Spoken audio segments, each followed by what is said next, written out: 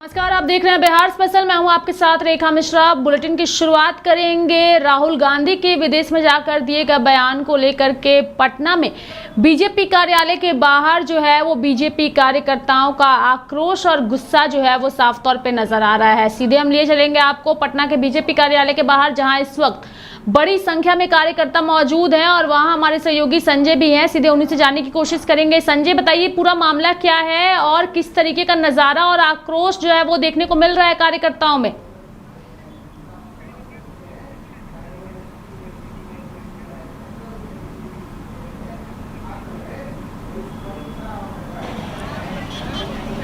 बिल्कुल, देखिए जिस तरीके से राहुल गांधी विदेश गए थे और उस दौरान भारत के खिलाफ कई बातें उन्होंने कही थी, जिसमें आरक्षण का मुद्दा सबसे ज़्यादा देखने और सुनने को मिला था। रेखा, उस वक्त राहुल गांधी की काफ़ी किरकिरी हुई थी और सत्ता पक्ष के लोग जो एनडीए में सरकार में हैं उन्होंने राहुल गांधी पर जमकर हमला किया था, क्योंकि उन्होंने कहा था कि आरक्षण के खिलाफ उन्होंने जिस तरीके से विदेश में बयान दिया था उसको लेकर आज बीजेपी की ओर से महाधरने का आयोजन किया गया है। और इस वक्त देखिए तमाम जो बड़े नेता हैं वो कुछ ही देर में पहुँचेंगे और बीजेपी कार्यालय के बाहर काफ़ी संख्या में जो लोग हैं वो इस वक्त मौजूद हैं। और कहीं ना कहीं अभी थोड़ी देर बाद जो है वो बाबा भीमराव अंबेडकर की प्रतिमा पर जाएंगे, वहां पर माल्यार्पण करेंगे और माल्यार्पण करने के बाद सीधा जो है वो यहां पर पहुंचेंगे। हमारे साथ अनामिका पासवान है और जानने की कोशिश करते हैं कि किस तरीके से आज महाधरने का आयोजन आप लोगों ने किया है, क्या मुख्य मांगे हैं।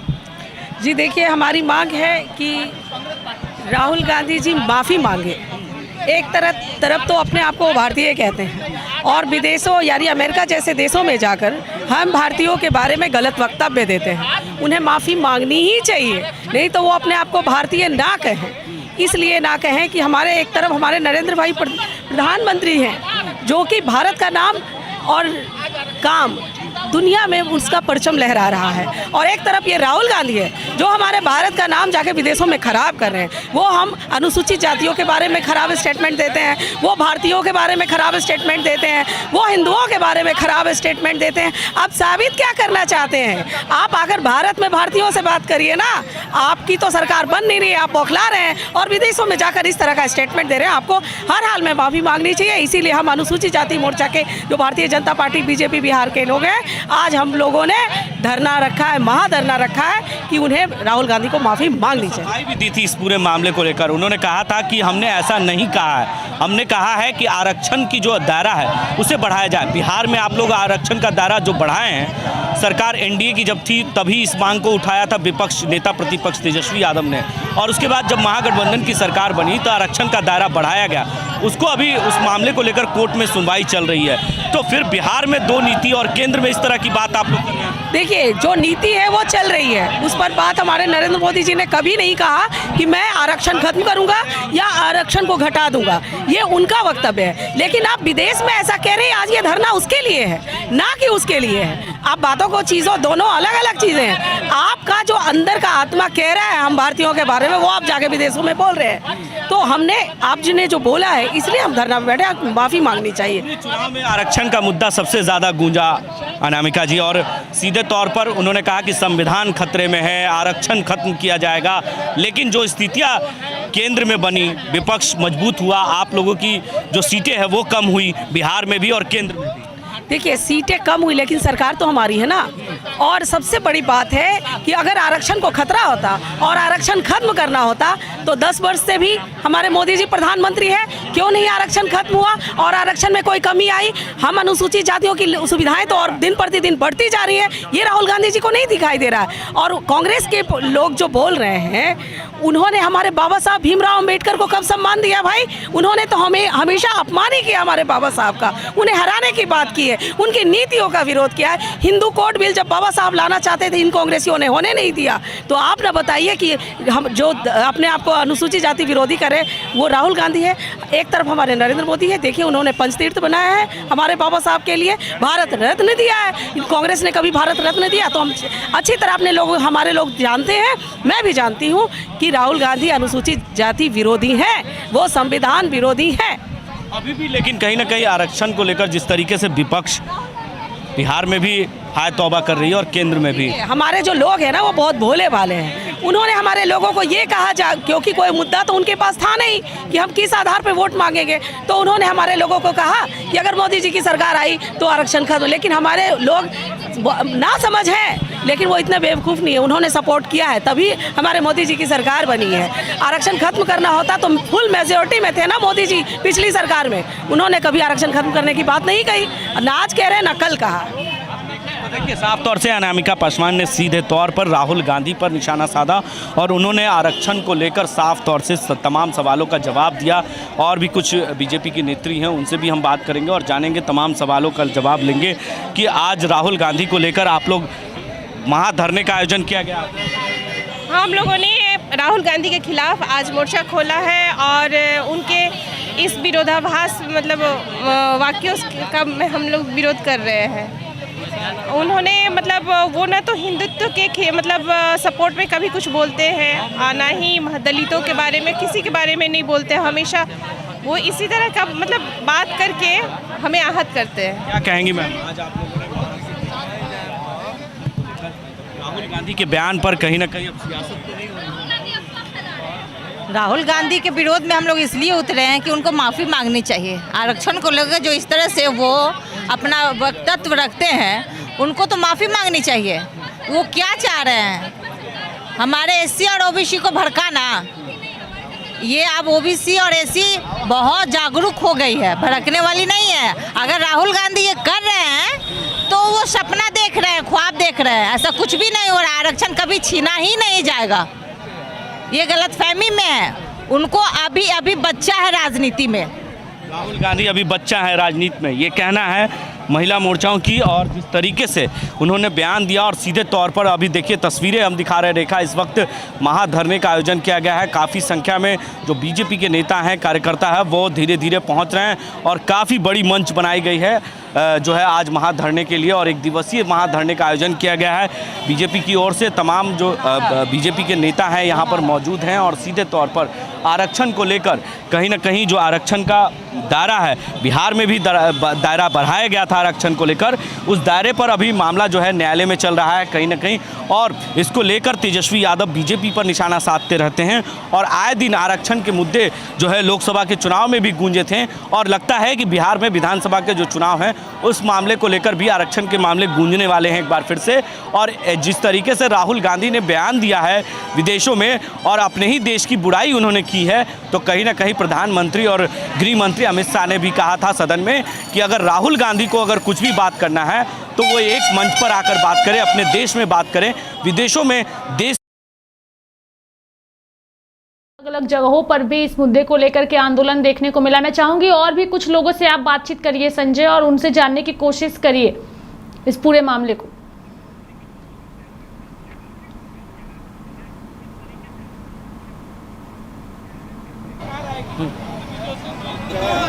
बिल्कुल जानने की कोशिश करते हैं आरक्षण को लेकर क्या कहना चाहती हैं, किस तरीके से आज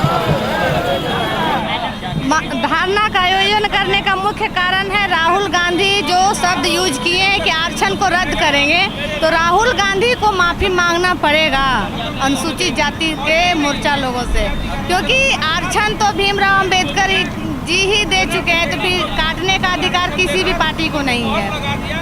और हमारे जो भारतीय जनता पार्टी है वो बढ़ाने की काम करते हैं, अनुसूचित जाति को घटाने का काम नहीं करती है। ये गर्व से कहेंगे कि भारतीय जनता पार्टी जो है वो अनुसूचित जाति के लिए गर्व की बात है। अनुसूचित जनजाति के लिए गर्व की बात है, ये सीधे तौर पर भाजपा के नेत्रियों का कहना है। और सीधे तौर पर जिस तरीके से वो बयान दे रहे हैं, कहीं ना कहीं इससे लगता है कि आरक्षण को लेकर आज मामला पूरी तरीके से आज बिहार में गूंजने वाला है। कुछ और लोग भी हैं, उनसे भी हम बात करेंगे। क्या कहेंगे सर राहुल गांधी को लेकर जिस तरीके से बयान दिया और आज आप लोगों ने धरने का आयोजन किया है, क्या है? देखिए, दुर्भाग्य है इस देश का कि नेता प्रतिपक्ष इस तरह का बयान विदेश में जाके देते हैं।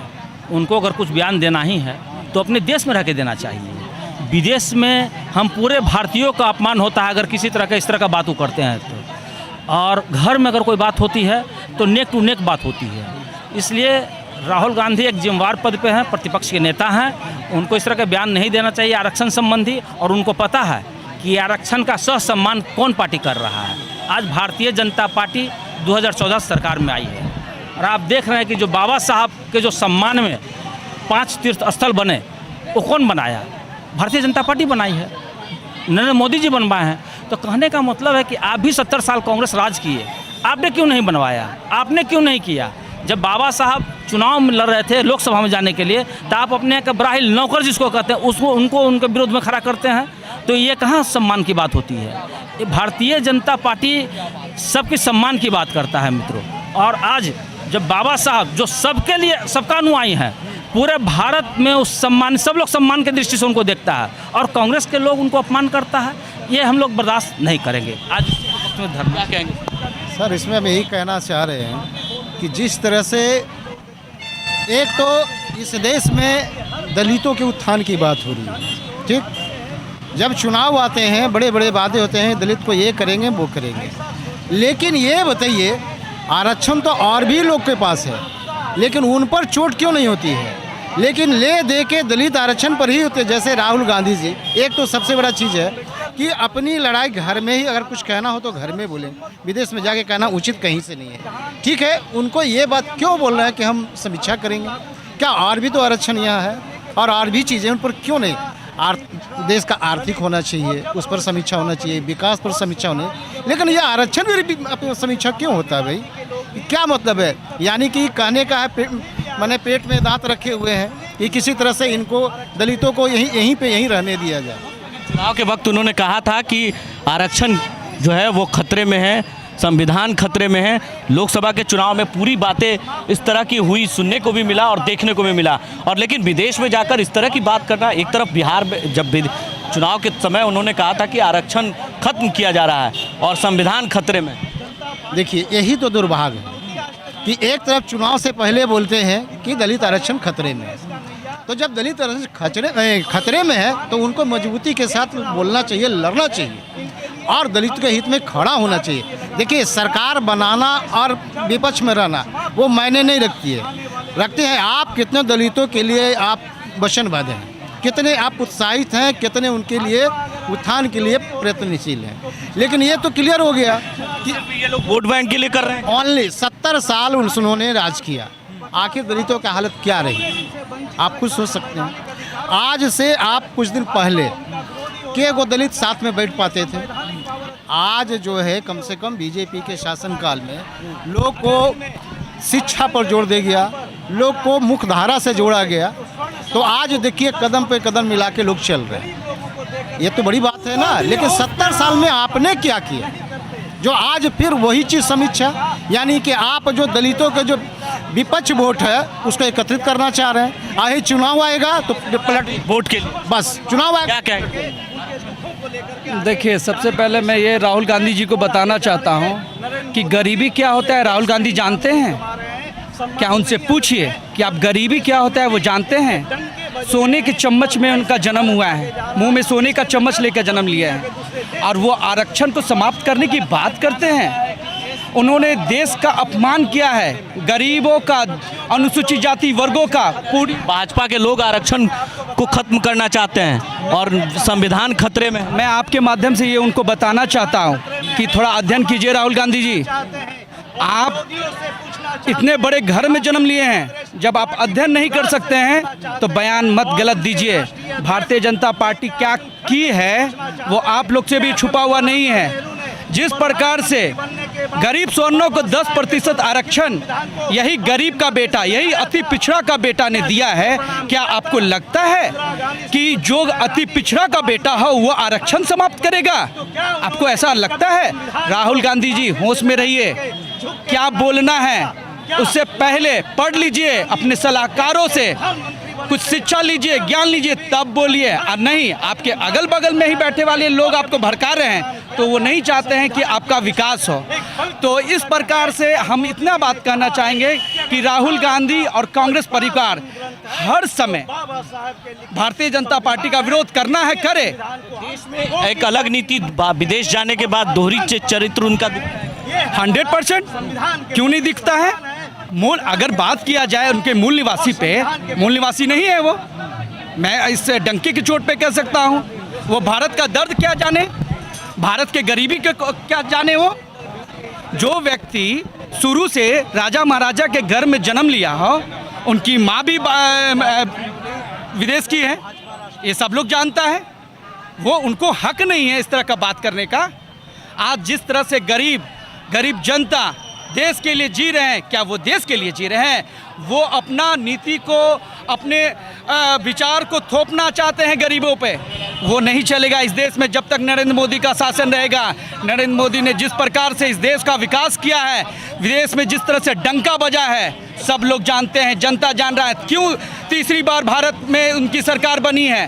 पूछिए जाके राहुल गांधी जी से। सीटें तो कम आई, सीटें कम आनी ये नहीं आनी वो बहुत अलग विषय है। उसमें बहुत फैक्टर काम करता है, बहुत सारे आयाम काम करते हैं। उसमें हो सकता है कांग्रेस ने जनता को दिग्भ्रमित कर दिया, लेकिन फिर भी अधिक से अधिक जनता ने नरेंद्र मोदी का हाथ ही दामन थामा। और इस प्रकार से आप देख रहे हैं कि नरेंद्र मोदी का तीसरा टर्म शुरू हुआ है और कहीं भी तक सरकार नहीं चलेगी ये कह रहे हैं। ये सब देखिए हवा बनाते हैं लोग, इसमें कहीं कोई सच्चाई दिखता भी है क्या?